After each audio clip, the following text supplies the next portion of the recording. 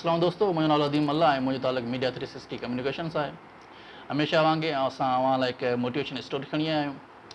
पाण अॼु डिस्कस कंदासीं पंजाब जे हिकु बीकॉम पास नौजवान जी, जंहिं सोशल मीडिया सिर्फ़ु हिकु एंटरटेन करण लाइ, पंहिंजे पाण खे ख़ुशि रखण लाइ, पंहिंजो पाण खे इस्लामी ॻाल्हियूं शेयर करण लाइ यूज़ कई, जंहिंमां फेसबुक हो, ट्विटर हो। पर जॾहिं हीअ दुबई में कंहिं जॉब करण लाइ उते पहुतो त हिनखे दोस्तनि मशवरो ॾिनो त फेसबुक ऐं ट्विटर त तमामु बहितरीनु आहिनि, पर तव्हां सभु समूरो मवादु पंहिंजो यूट्यूब ते खणी अचो। हुन दोस्त चवणु आहे त जॾहिं उहो यूट्यूब ते आयो ऐं कमु करणु शुरू कयो त इस्लामिक चैनल सां गॾु गॾु हिन टेक्नोलॉजी चैनल बि ठाहिणु शुरू कयो।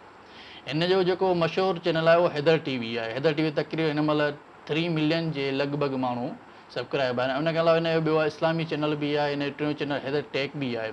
हीउ नौजवान हर महीने 20 खां 22 लख पाकिस्तानी कमाए रहियो आहे।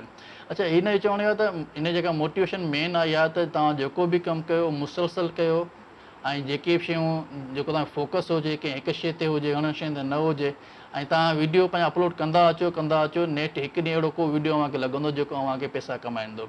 अच्छा, हैदर टीवी कमु कीअं थो करे? हैदर टीवी कमु उहो कंदो आहे त जेके दुनिया में मुख़्तलिफ़ इंफॉर्मेशन हूंदी आहे, जेके ख़बरूं हूंदियूं आहिनि, हीअ मिक्सचर कढंदो आहे। मुख़्तलिफ़ वेबसाइटुनि BBC बि यूज़ कंदो आहे, वॉइस ऑफ अमेरिका बि यूज़ कंदो आहे, वाशिंगटन DC बि यूज़ कंदो आहे, डेली वेजिस यूज़ कंदो आहे। उन खां पोइ हुन में जेका इंट्रस्टिंग न्यूज़ हूंदी आहे उहो हुनखे प्रिंट आउट कढी हुन मां 1 खां 2 मिंट जी वीडियो ठाहींदो आहे ऐं उन ते हिकु मिक्सचर जेका न्यूज़ आहे उहो माण्हू खे ॿुधाईंदो आहे। ऐं हिन जेको उहो वीडियो हूंदो आहे त को 5 लख में व्यूज़ थींदा आहिनि, को 10 लख में थींदा आहिनि, को 40 लख में थींदा आहिनि। हिन जो चवणु आहे त हिन सिर्फ़ु 3 वीडियोज़ हिनखे 30 खां 35 लख कमाईंदा आहिनि। Subscribe to my channel and hit the bell icon on YouTube and never miss any update.